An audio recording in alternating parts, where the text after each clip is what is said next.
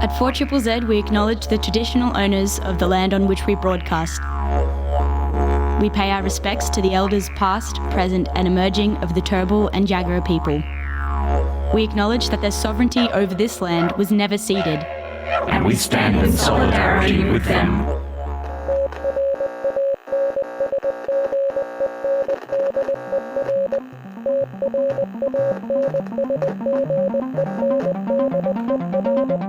You're listening to Transmission on 4ZZZ, amplifying the trans and gender non-conforming voices of Brisbane and beyond.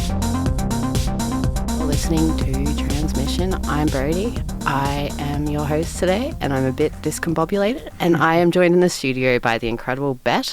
Is that plugged in? It's all good now. There's a thing dangling off it. It is A-OK. It's a plug. I fixed it. Okay. I'm joined in the studio by the incredible Bette, and we have a special guest in the studio today, someone that I have the pleasure of working with to create something amazing. I have the pleasure of having Jade in the studio today to chat to us about International Non-Binary Day and other things, I believe. Hi. We should say our pronouns. My pronouns are she, they. What about you, Jade? My pronouns are he, him and his. Mine are they, them. Awesome.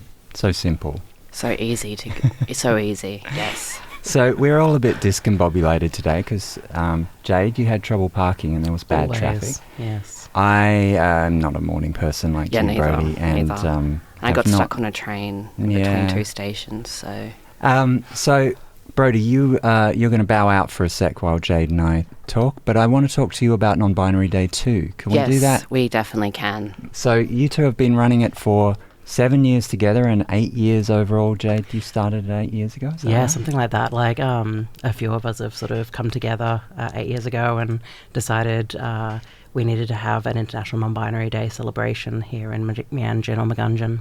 Has it always been at the same location? It's such a big location for it. Yeah, well, we started off trying to create locations that we could develop non-binary safety in. So we would choose like just a random location, provide some training to the service and like make sure that they knew how to work with non-binary folk, and then we would have the celebration there.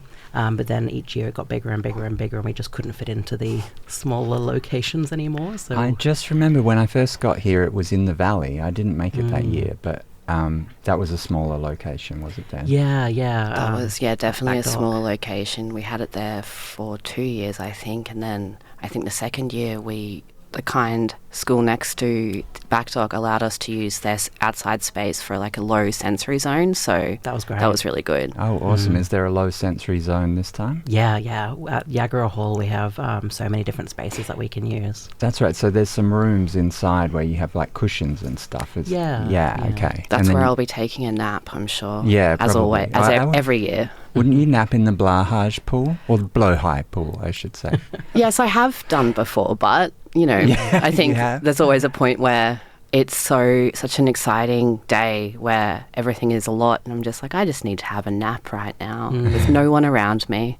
That's why we have the room. Exactly. To help with the overstimulation of a space, so bustling full of people and stall holders and performers. Yeah. I was really surprised how big it was last time. So you've got... Run us through the entertainment for the listeners. What have you got on the day? Well, for the first time, we're actually organising workshops and activities that are like listed. So we've got like a zine making workshop. We've got a sausage that's Ray sizzle. doing that, right? Yeah. Yeah, okay, Ray from Transmission. Yeah, and I'll be doing a speed friending little activity because I find that at these events people come on their own sometimes, they don't know anyone, so... Speed friending, is that like speed dating? I love it. Yeah, it is. Awesome. So just a couple of little activities so that people can like connect with each other before the event gets too rockin', and then they'll have people that they can chat to throughout the event. Oh, that's great. And we've got someone coming in to do some consent and safety sex ed for the non-binary community. Yeah, that very is helpful. Tara, who we had on the show last week, actually. Oh, amazing, right. Yeah. And then we've got our performers, which is why we've got the language warning, because we've got the soft cunts playing, who I'm extremely excited about. They played more recently at Banshees in Ipswich. 4305. Sorry, just had to add that in there. It's my signature, 4305. You're like Snoop Dogg talking about LBC. Yep. They were great, and they sold out their show, so we're excited to have them as our headliners for the 8 p.m. entertainment slot, along with some really cool performers, Rosie Raw Dog, Vice Versa, Miss Andress. Rosie Raw Dog. Yeah. Alpine, Omni, Fembrelay, and that's just like the list we have so far. We also have open mic, so people are just going to show up and do something really cool. We've already got like Archie Arsenic in the weight room being like, I want to do something. Okay. Classic. And all this is free, right? Am I right? Yeah. So it's free. The main thing is that we want non-binary people to know that this is home, they are welcome here, and we don't want their money to make the event happen.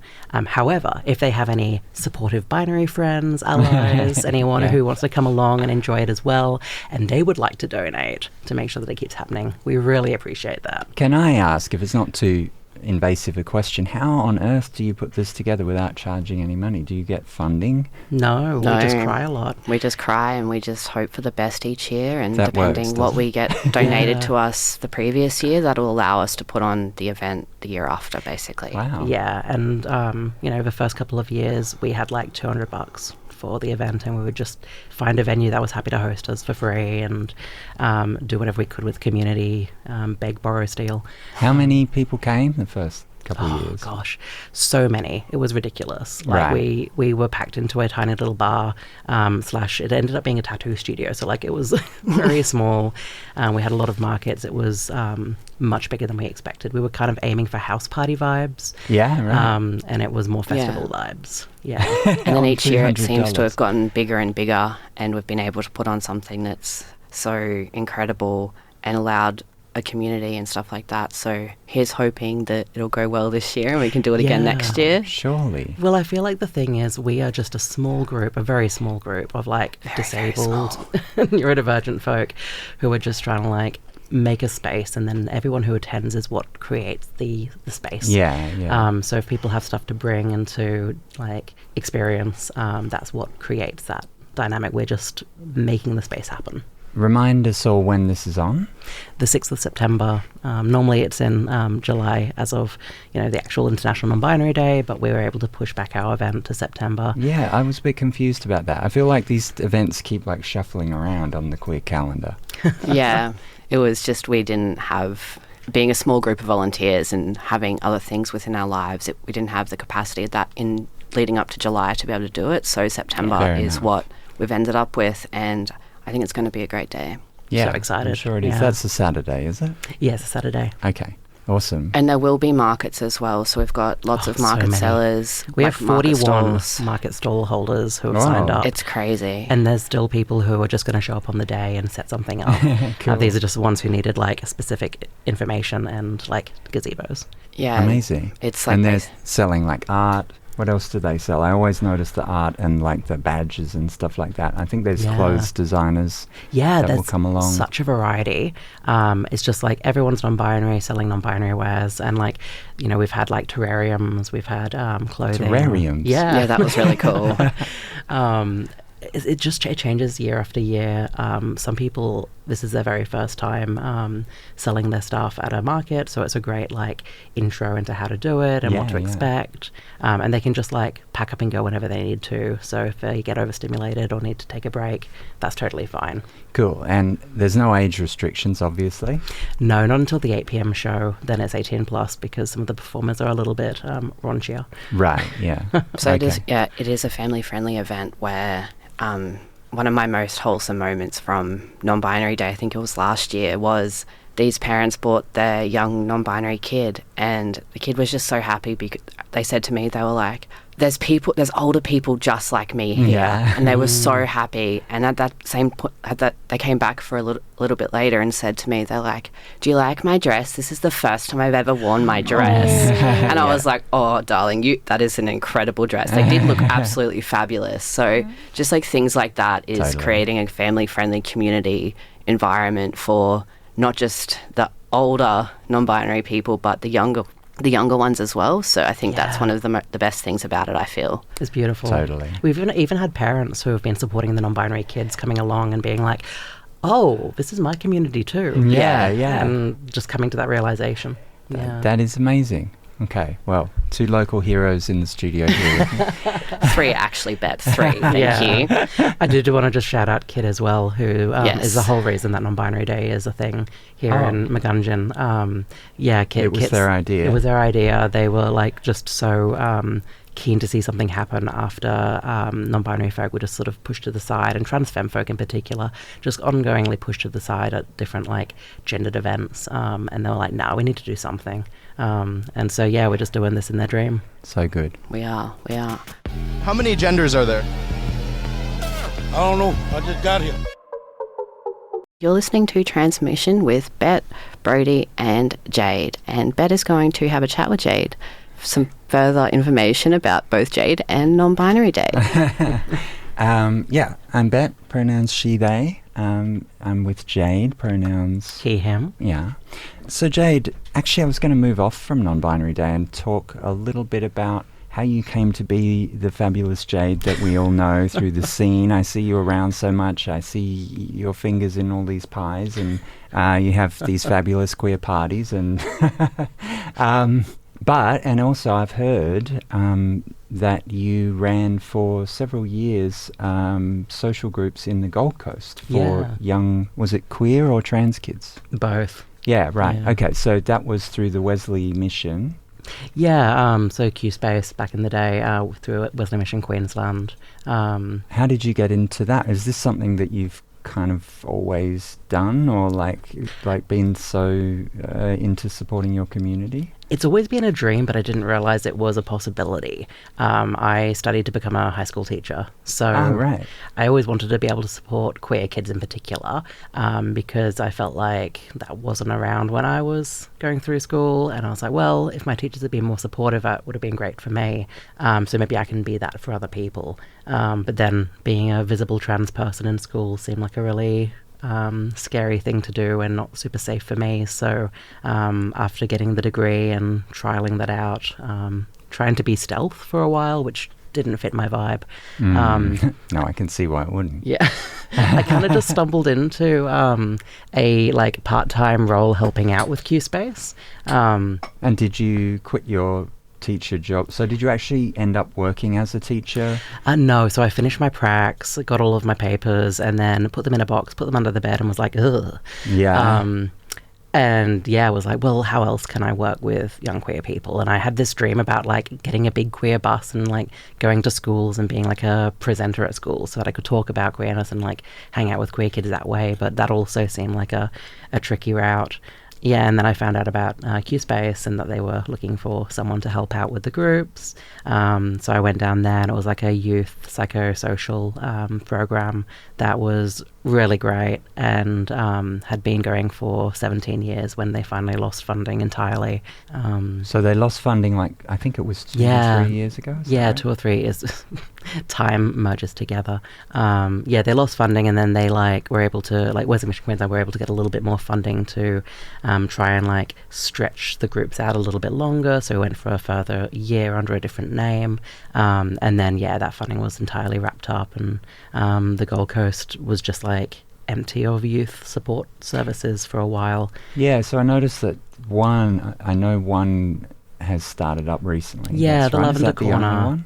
Yeah, so there's still Transcendence, which is through Relationships Australia. That's right, yeah.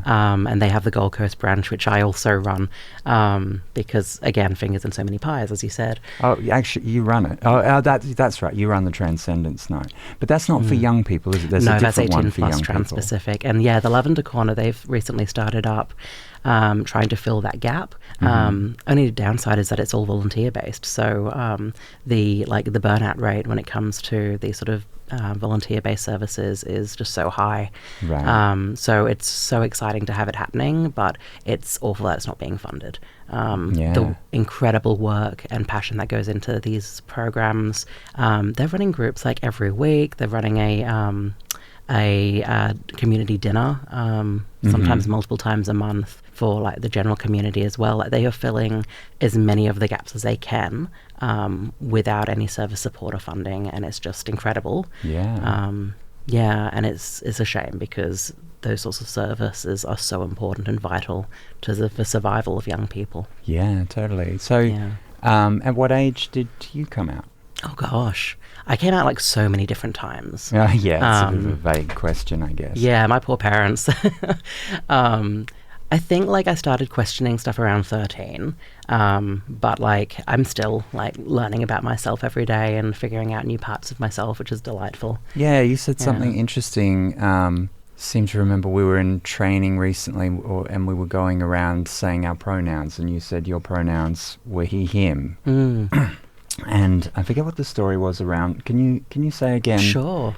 Why those pronouns? Well, because I'm agender and I fit into the non-binary community. I'm also trans. Like I kind of feel like the entire umbrella just covers what I hold. But I still use he, him pronouns because I had to fight so hard to have them used for me when I was coming out for the first time. Right. And they just feel the best. Like really, my coming out journey was more of a definitely not girl, must be man, because that's the only other option. And then letting to follow my joy from there, and that sort of led to agender. Yeah. Right. So you went through a period of identifying as a man, and then you realised, hang on, this doesn't quite fit. Yeah. It was just like figuring out like, well, what's the other option? What other options are there? And I came out back when the only forum options was Yahoo Groups and FTM Australia Online, which was awful. That sounds very binary. Oh, it was.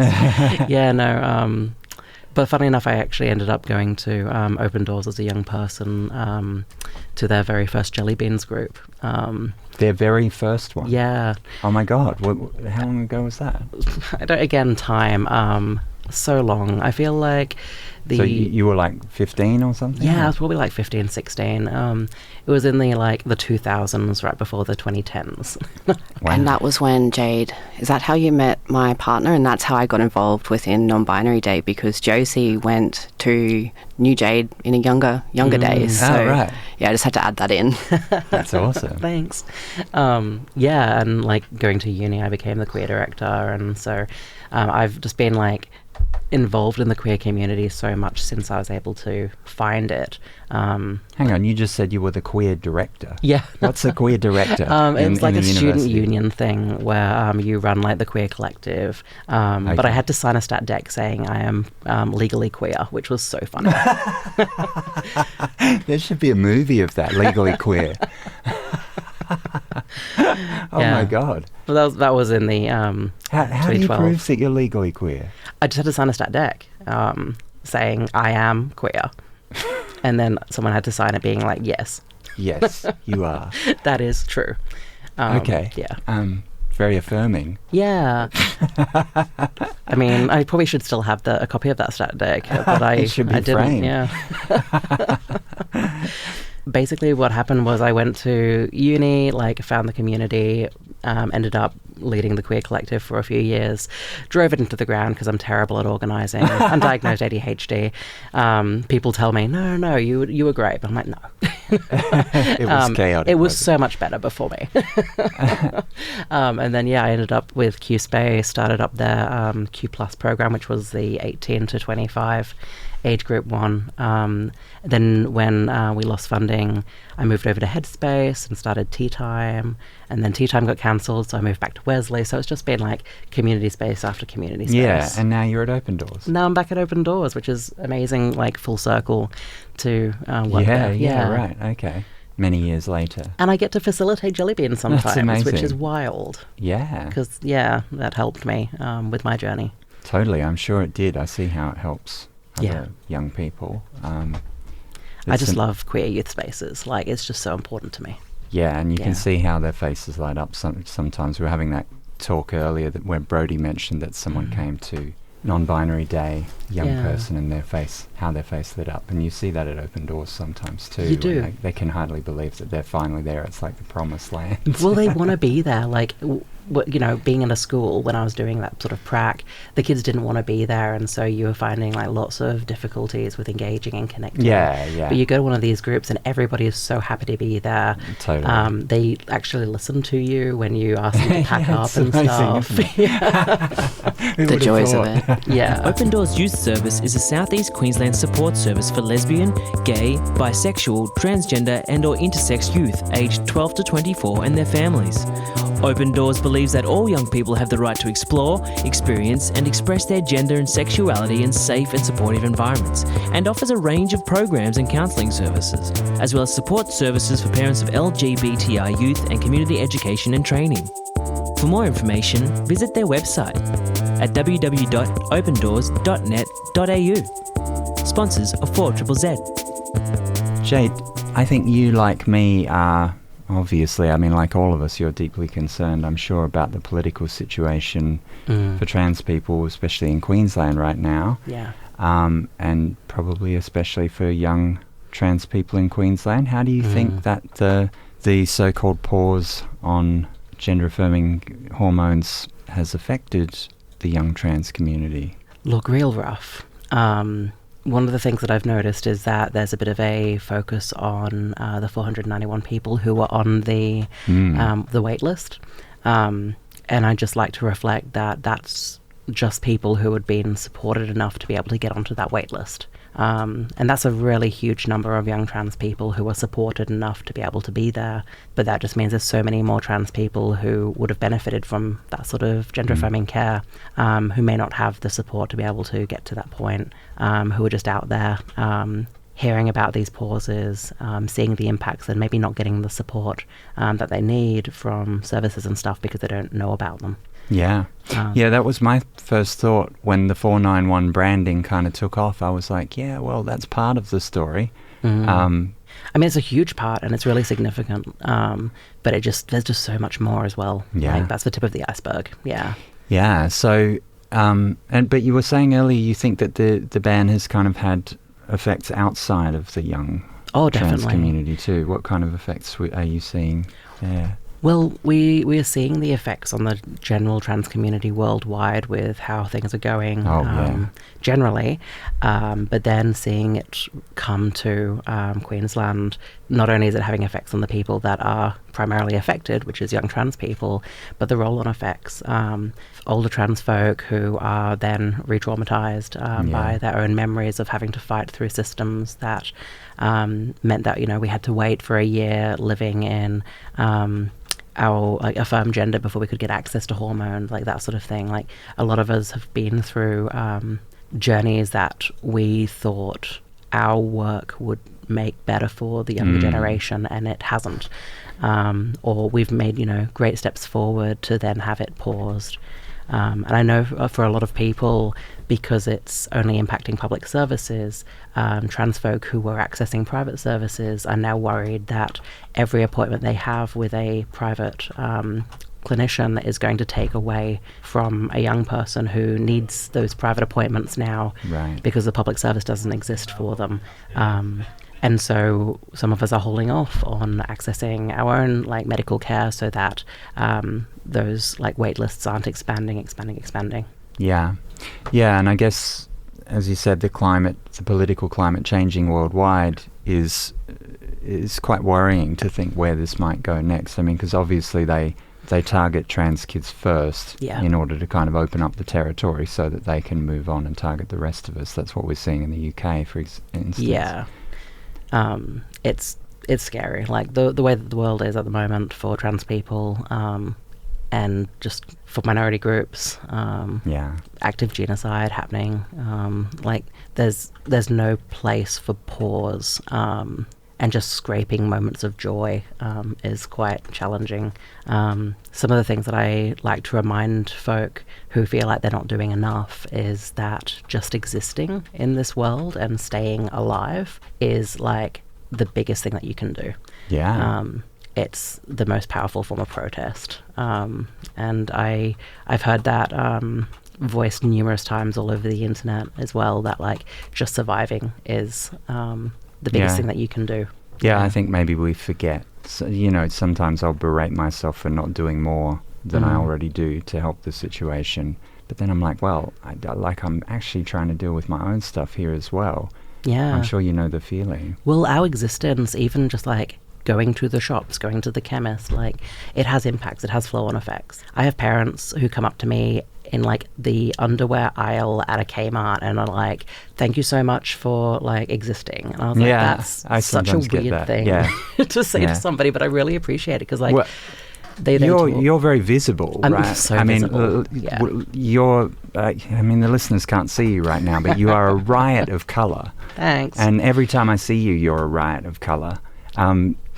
So you are you conscious that, like, when you're going out, you're like, I'm flying the flag here? Yeah, it took a lot to be able to get to that point. And, you know, during 2020, I had this huge period of, like, not being able to leave the house at all. Oh, really? I find that hard to imagine. Yeah, no, it was That's really amazing. hard. Just because every time I went out, I was harassed. Where were you living? Were you... North side of Brisbane at the time. I found it much easier moving south side, and in the Logan region, everyone's much nicer.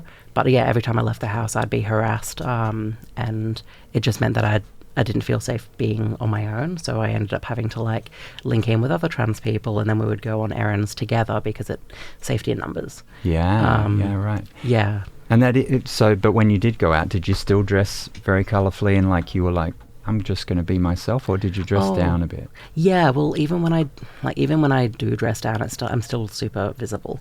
Right. There's not really, like, sometimes like, oh yeah, I can go back into, like, dude mode, and people are still, like, using random pronouns. Like, I get the she, hers from really well-meaning people assuming I'm a trans woman, the he, hims from people. You told me about that. Yeah. And you never know if somebody is he, himming me because they see who I am on the inside, or whether they're trying to be insulting. So it's Right. risky. Yeah, okay. Yeah. So you thought, oh, what the hell, I might as well be colourful with it if I'm going to be called out anyway. Or... Well, I just, like, again, I'm following my joy, and it's really important to me to do that, and, like, I can't see any other option.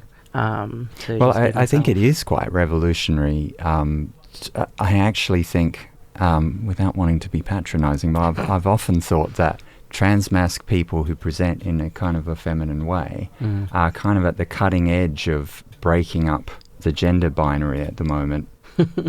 Very often, I mean, not all the time, there are non-binary trans femme people as well who are kind of mixing it up more, but it's like the mixing up of different gender presentations, I think, is blowing people's minds. And I think that's a good thing. Would you agree? I mean, maybe. Like, it's mostly just about what makes me feel happy and comfortable in my body. Right, okay. So it's not that political for you. I did want to ask you, what can we do? How can we reach, I know this is a big question, but how can we reach young people whose parents maybe aren't as supportive? Because it's something I think about a lot, and I'm open to ideas. Well, that's the hard part, and that's where the visibility is really important, because even if they don't have, like, the access to being able to go to services or reach out, the internet is a minefield of, like, danger but also safety. So being able to see people out and about living their lives, living their truths, that can keep them going long enough to be able to start questioning, to be able to do the right form of Googling to find what they need to find. But, like... And you were saying it can be hard to get the message on social media or on Google. You'll list it different places, it gets suppressed, or it just gets lost in the... The issue with capitalism is that eventually, like, you stop losing the functionality of like how you're meant to find things. Like the search functions become based on who's paying the most, not what's the best outcome. The enshittification of the internet. Exactly, yes. And so it makes it quite hard. Like, you know, I can Google something and I get all the queer stuff immediately. And so I assume that's good for other people. But if you've not been searching for queer stuff for, like, the last decade or so, you're going to get the church before you get the service, if they have similar names. Yeah, and there is a church or something, a Christian group called Open Doors, isn't there, in Logan, I think. There is. Yeah, back in the day they used to be the first one, and now when I'm Googling, they're the second one. I'm like, is that because I Google queer stuff all the time? I don't know. How are we doing for time there, Brody? We are nearly out of time. No. Yeah. Well, have you got any last words, Jade? Oh, gosh. For the troops? Yeah, I mean, again, it's the staying alive. Like, staying alive. Staying alive. It's the most radical thing you can do, really. It's so important because, like, your existence impacts so many other people. Totally. And it doesn't matter, like, where folk are at in their journey. It's like, when they're going through that journey, people are seeing that, and that is like, that's keeping other people alive as well. Yeah, totally. I remember seeing trans people early in my journey and being, you know, too scared to go up and say something to them, but very thankful that they were there, you know, for many years. And in a world where it feels like people want you gone, like the most radical thing you can do is not go. Yeah. That's Awesome. it. I agree. So don't go. Don't go. Be radical and stay. But come to Non-Binary Day. Yeah, exactly. Come to Non-Binary Day. You. We need you. That is the end of our show, friends. We are running out of time, so... Bye. Bye. Thank you so much, Jade, Thanks, for coming Brody. in to chat about all of this. Just a reminder, International Non-Binary People's Day is on the 6th of September at Yuggera Hall. And yeah, you've been listening to Transmission, and we'll catch us all next week. Thank you. Bye. Thank you so much for listening to Transmission.